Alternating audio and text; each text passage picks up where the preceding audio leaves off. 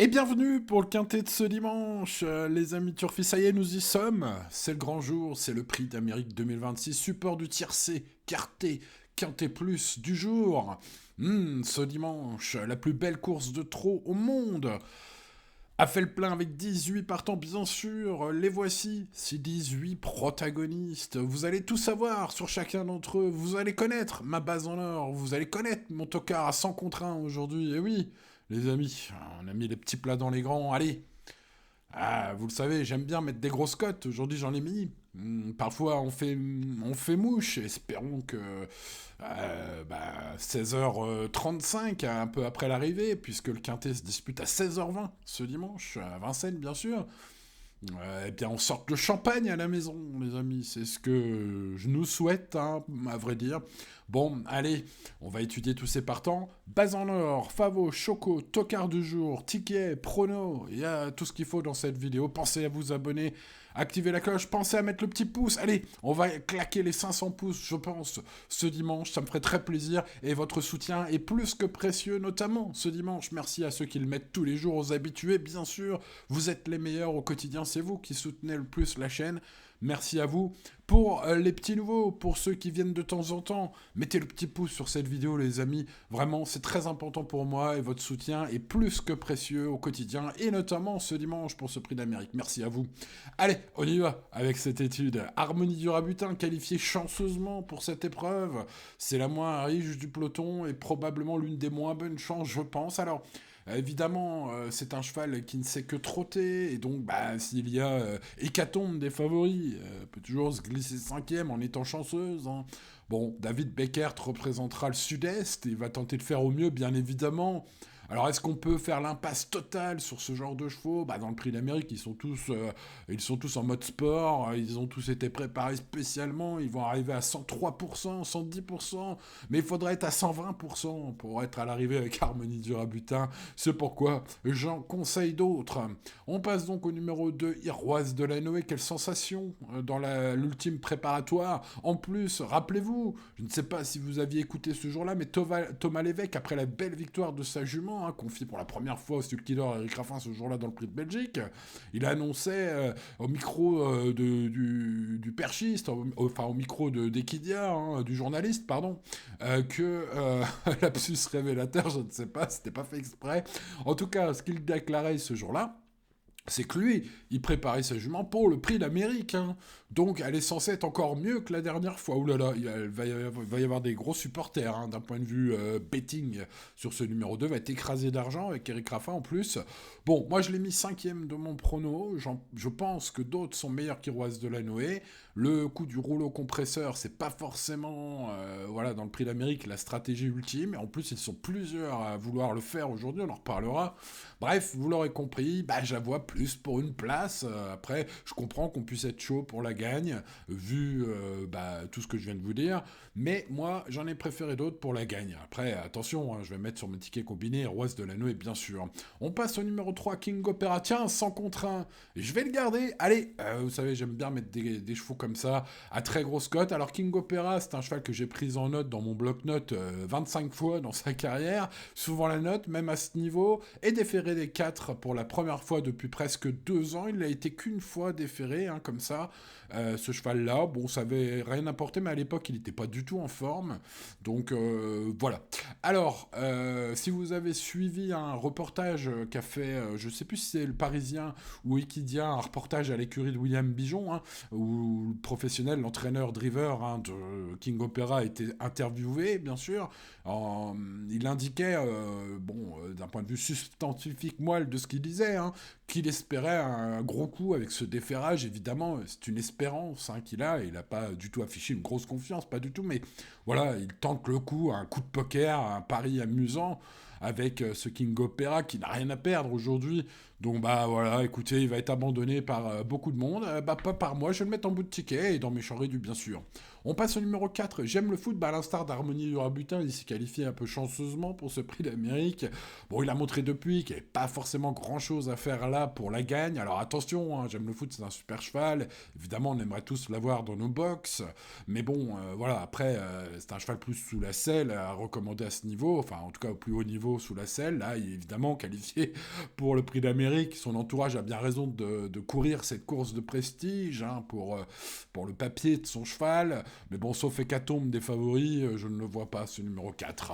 Passons au numéro 5 et 6, que je vais mettre dans un même paquet. Notez bien que ce sont mes regrets, notez bien que ce sont mes deux gros regrets, et que je vais les mettre dans mon champ réduit, la colonne de droite de mon champ réduit. Björn Goop pilote le 5 Immortal Dog, troisième du prix de Belgique. Le cheval a montré qu'il était très maniable, ce qui est plutôt bien quand c'est Björn Goop aux manettes.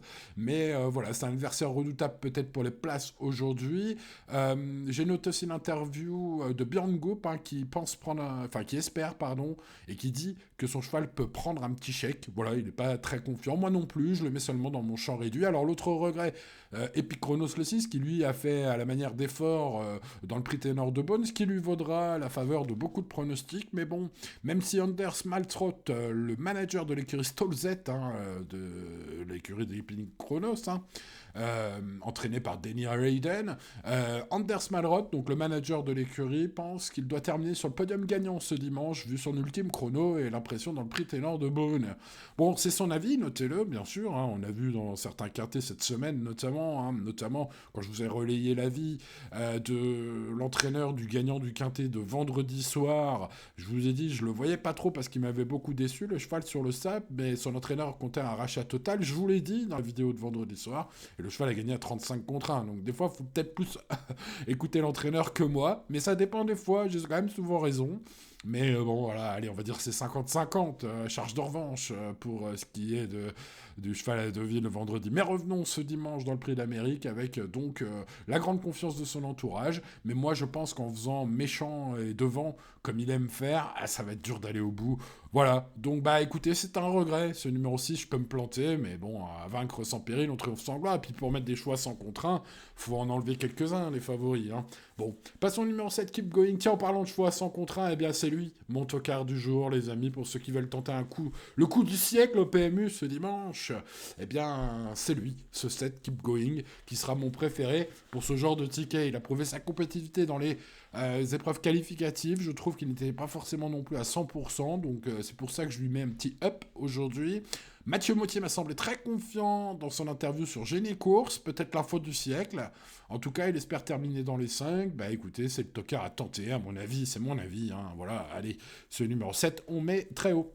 On passe au 8, Bullet the Blue Sky, qui a peu couru à Vincennes, c'est l'X de la course, quelques perfs significatives en Scandinavie, mais surtout face à sa génération, j'ai l'impression qu'il va manquer un peu de maturité et de dureté. En tout cas, c'est mon impression. J'ai pas l'impression que Danny Van der Steen est très confiant non plus, d'après ce que j'ai lu dans la presse. Bref, je vous conseille de le regarder courir aujourd'hui, surtout pour le futur. Vous aurez peut-être des engagements à Vincennes face à des chevaux de sa catégorie d'âge, de son âge.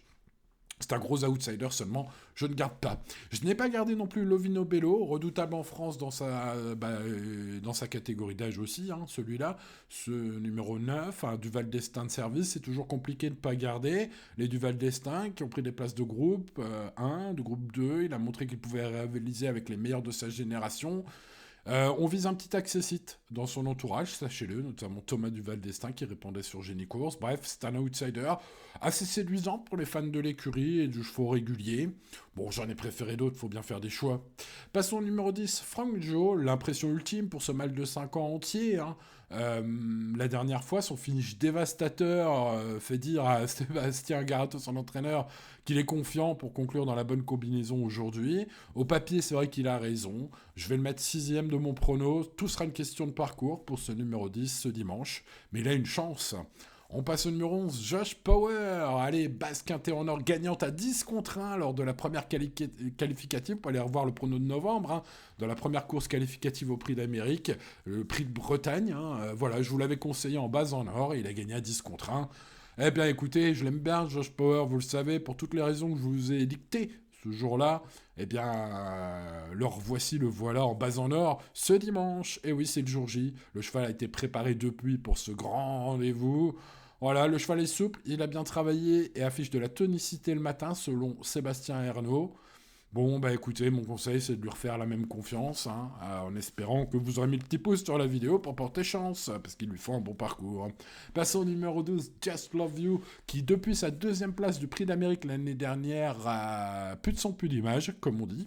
L'expression consacrée, Alexandre Abrivard est un peu déprimé dans son interview à la presse. Ils étaient très confiants au début de saison, hein, je vous avais relayé cette confiance, malheureusement, puisque le cheval n'a rien fait. Bon, on va faire l'impasse aujourd'hui. Par contre, les amateurs de valeur pure, c'est-à-dire ceux qui font les lignes, ils diront, bah attends, Simon, ce numéro 12, là, il a fini deuxième l'année dernière devant tout le monde, là, et pourquoi c'est pas lui ton préféré? Bah, parce que ses deuxièmes courses sont navrantes. Voilà. Alors, si vous le rachetez, c'est pas idiot, hein. Ceux qui aiment la valeur pure tenteront ce 12, hein, et puis, bah, la cote, hein. Voilà. Bon, moi, je l'ai pas gardé, il m'a trop échaudé. Chat échaudé craint l'eau chaude. Passons au numéro 13, Hokkaido GL. Alors lui, c'est un parcours un peu spécifique.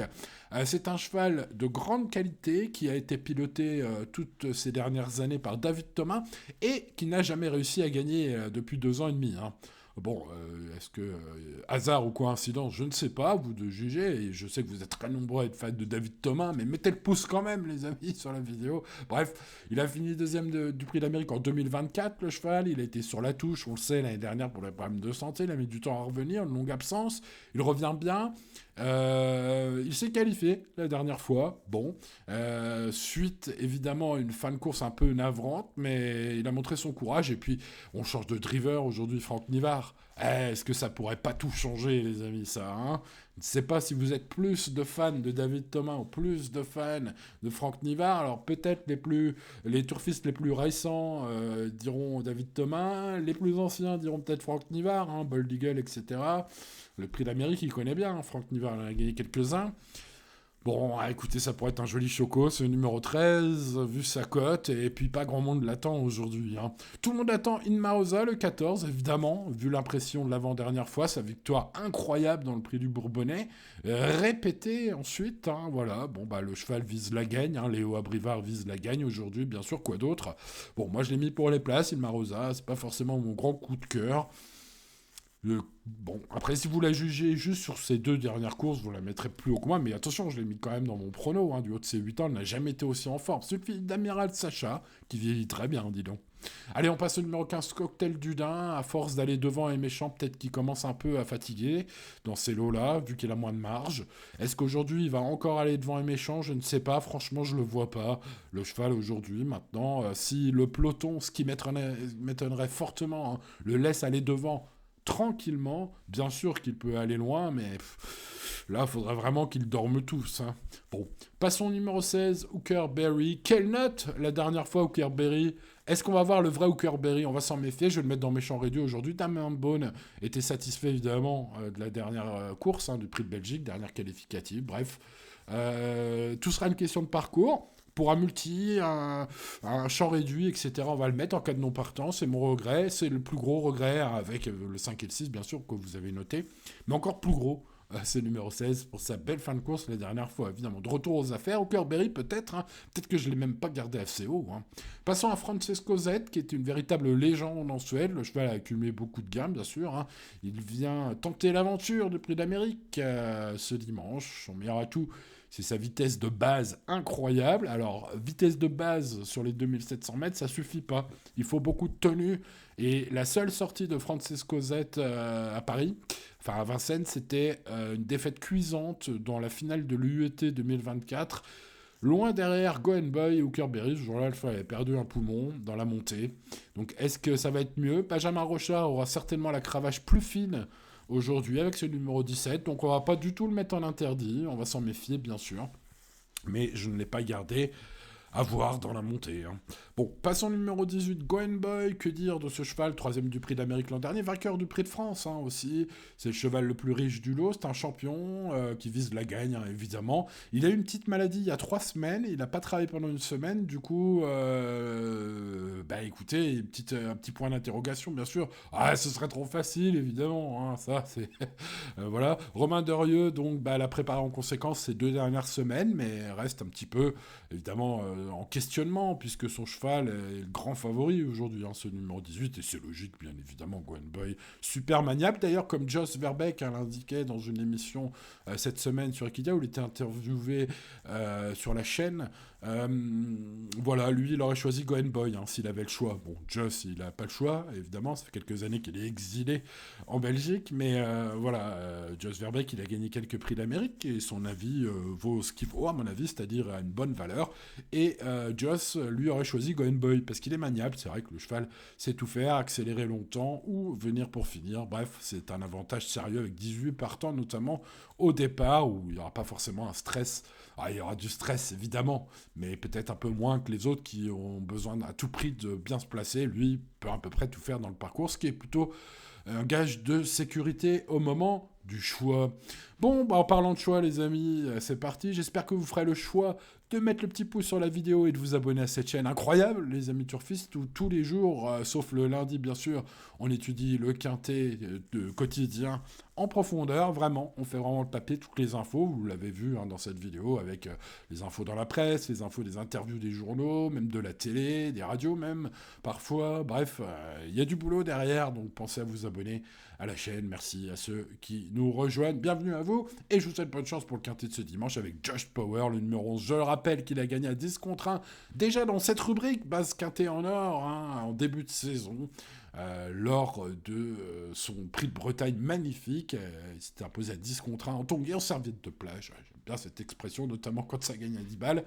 Donc voilà mon conseil, de lui refaire confiance. Et c'est le jour J, le cheval a été préparé avec soin depuis ce jour-là. Hein, donc elle a eu le temps de se préparer pour aujourd'hui. Le cheval, le matin, selon Sébastien Arnaud, hein, son coach, le cheval a bien travaillé. Il a montré de la souplesse, il a montré de la tonicité. Bon, tous les feux sont au vert. Maintenant, ce qu'il lui faut, vous le savez, hein, je l'ai déjà dit, c'est un bon parcours. Hein. Espérons qu'il ait un bon parcours. Josh Power, ce numéro 11, c'est mon préféré devant Goen Boy, le favori logique, bien sûr, malgré sa petite touille il y a 3 semaines. Il a repris le boulot il y a 2 semaines, en vue de ce prix d'Amérique qui était travaillé en conséquence par Romain Derieux. C'est le cheval le plus riche, le meilleur du lot probablement, si la course est régulière. Maintenant, voilà, un point d'appui solide, ce 18 a priori. On va le mettre évidemment logiquement. Alors je sais que vous êtes comme moi, pour beaucoup d'entre vous, amateurs de très grosses cotes. Eh bien écoutez, keep going. Ah, ben j'ai oublié mon choco au Kaido JL. Ah ben c'est pas grave, on va le faire à la main. Les amis, on va le faire à l'oral, pardon. Avec aujourd'hui Hooker. Avec aujourd'hui en chocoture, pardon, Hokkaido Giel le 13. Alors, je vais pas y arriver. Allez, on va tenter de bien faire, c'est pas grave. C'est les joies de l'enregistrement dans les conditions du direct, hein, les amis. Bah oui, écoutez, hein, il y a du boulot derrière, alors je peux pas non plus passer 4 heures à enregistrer la vidéo, sinon je dors pas. Bon, alors, avant Keep Going, bah, que vous découvrez ici, qui est le tocard du jour, il y a mon choco du jour, Hokkaido Giel, qui n'a pas gagné la moindre course depuis 2 ans et demi avec David Thomas, mais aujourd'hui c'est Franck Nivard, et le cheval, après une longue absence, a désormais quelques courses dans les jambes. Alors, ce sera un peu tout rien. Est-ce que la dernière fois, son mauvais parcours l'aura bien ouvert et il sera au top du top pour aujourd'hui? Possible, avec un bon parcours.